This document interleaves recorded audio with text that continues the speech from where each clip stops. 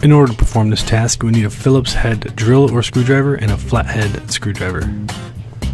First, you want to unlock the sash and open it.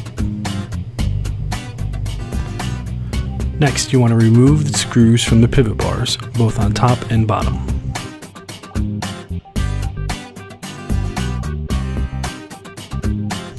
Next, press down on the pivot bar on the top and up on the pivot bar on the bottom to remove the pivot bar pins.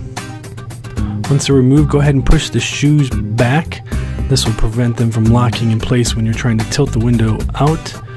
Make sure you have a good grip on the sash and tilt the window, removing both the top and the bottom.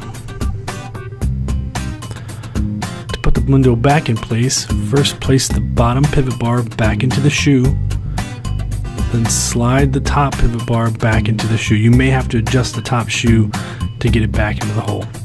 Tilt it back into place. Make sure that the shoe is in the back position. This will allow you to slip the pin in the bottom and in the top much easier.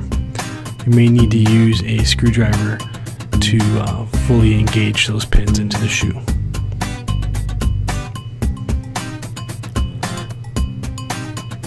Now place your screws back into the pin.